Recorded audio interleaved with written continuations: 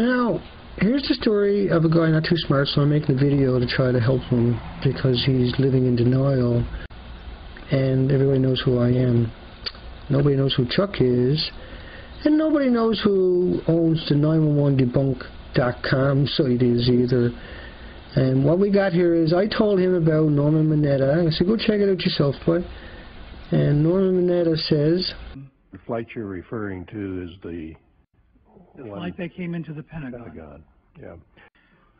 During the time that the airplane coming in to the Pentagon, there was a young man who would come in and say to the Vice President, the plane is 50 miles out, the plane is 30 miles out.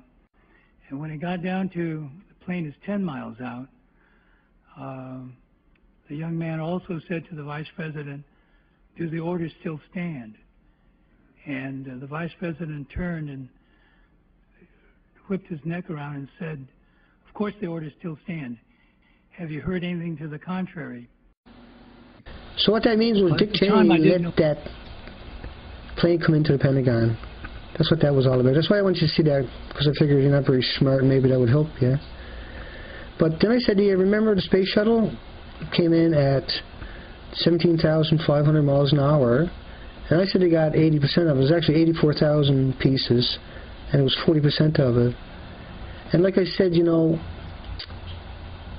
they never even got, and you're happy with the DNA from those two planes, but they never even got any parts for the loved ones.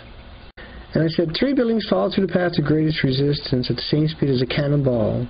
That's defying the laws of gravity. But you got DNA, and that's enough for you, right? Well, it's not enough for normal people, okay? I'm sending people over to debunk.com. Why don't you ask yourself, why don't CNN, MSNBC, and BBC, and everybody else have pictures of the bodies, the seats, the wings, the tails, the engines, or, you know, because you got all of this stuff at 17,500 miles an hour, but you want the world to think that a plane at 500 miles an hour will atomize it all, but something at 17,000 miles an hour won't atomize it. It's crazy. It's just pure craziness.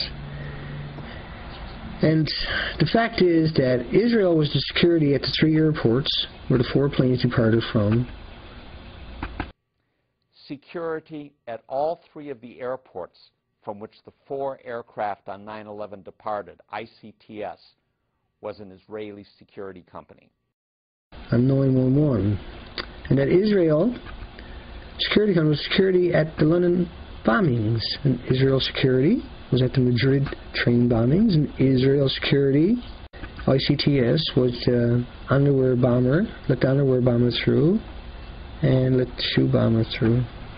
That security company, by the way, also had security at the airports in Paris and Amsterdam later, from which the so-called shoe and underwear bombers departed. And let the shoe bomber through. These were all the events that took away all of our rights. And they all had one thing in common. They had Israeli security.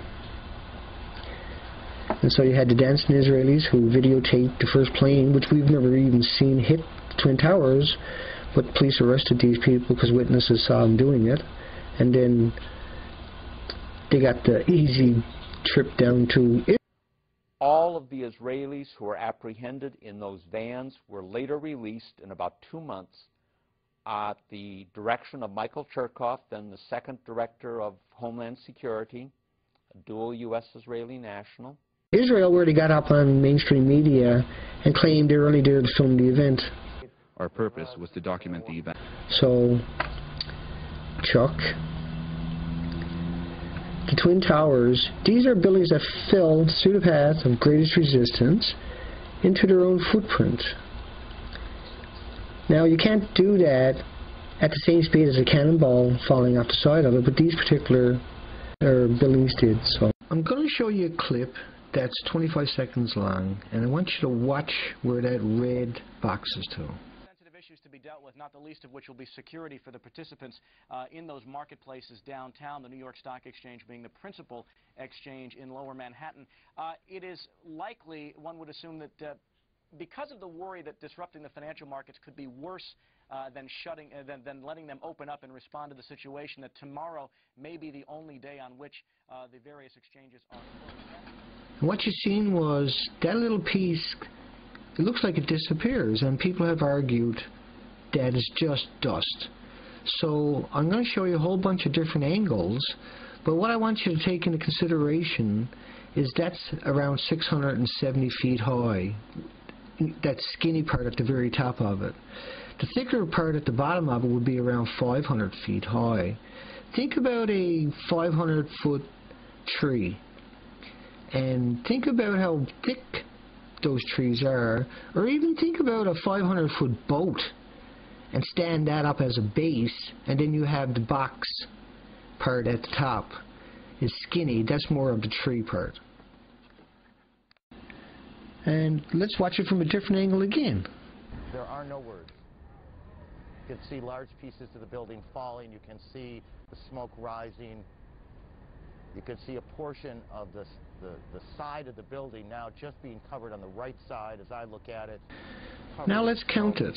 1001, 1002, 1003. It's literally gone in thin air. Can a 670-foot tree disappear like that? Or a 670-foot piece of a building that has already collapsed fall symmetrically through the path of greatest resistance in a matter of 3 seconds? There's no debate about this. This is something we don't understand, and it's most likely a space-based weapon.